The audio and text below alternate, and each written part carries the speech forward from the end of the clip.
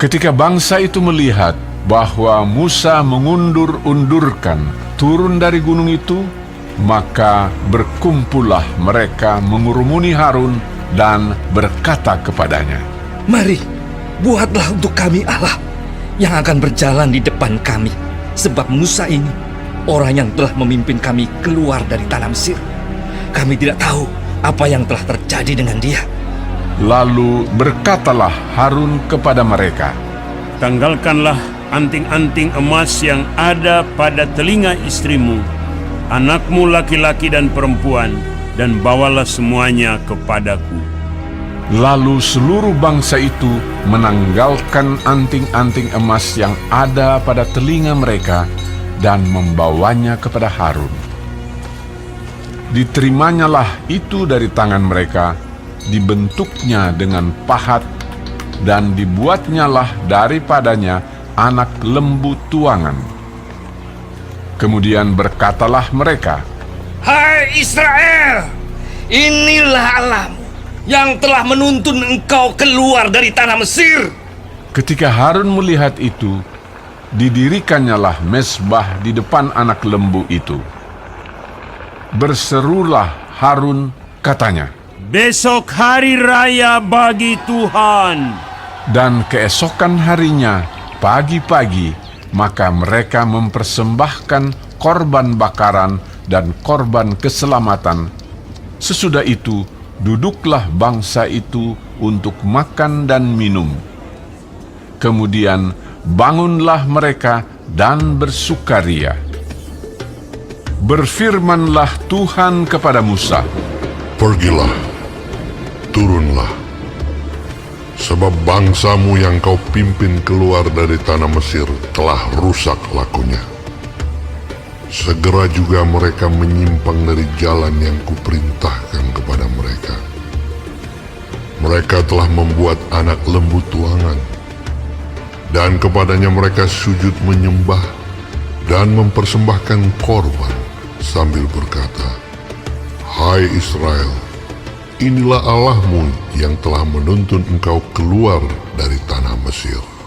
Lagi firman Tuhan kepada Musa, Telah kulihat bangsa ini, dan sesungguhnya mereka adalah suatu bangsa yang tegar tengkuk.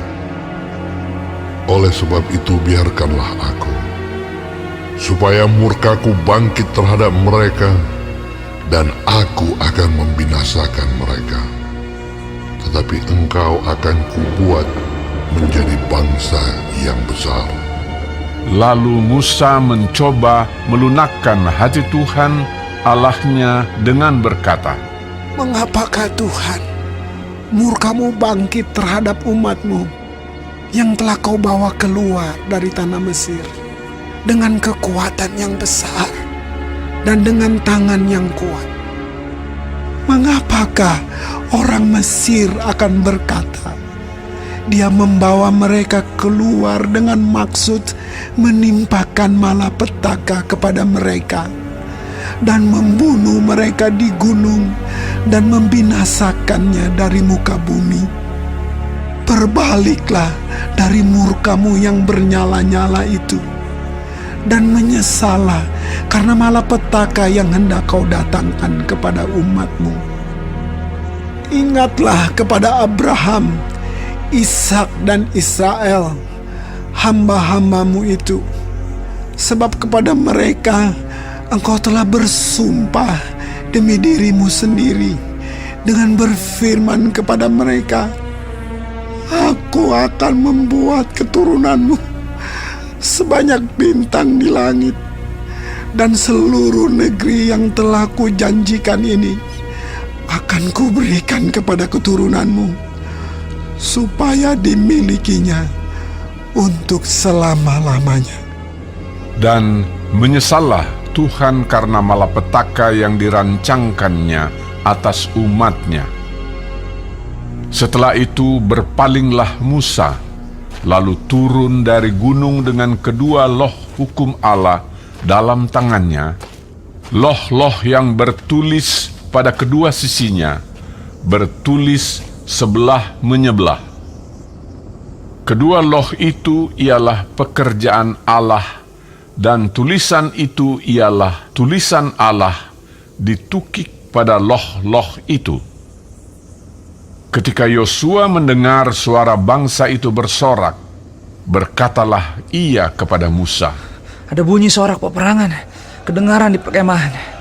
Tetapi jawab Musa, Bukan bunyi nyanyian kemenangan, bukan bunyi nyanyian kekalahan. Bunyi orang menyanyi berbalas-balasan. Itulah yang kudengar.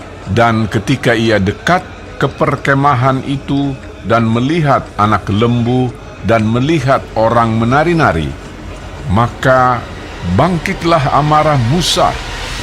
Dilemparkannya lah kedua loh itu dari tangannya dan dipecahkannya pada kaki gunung itu.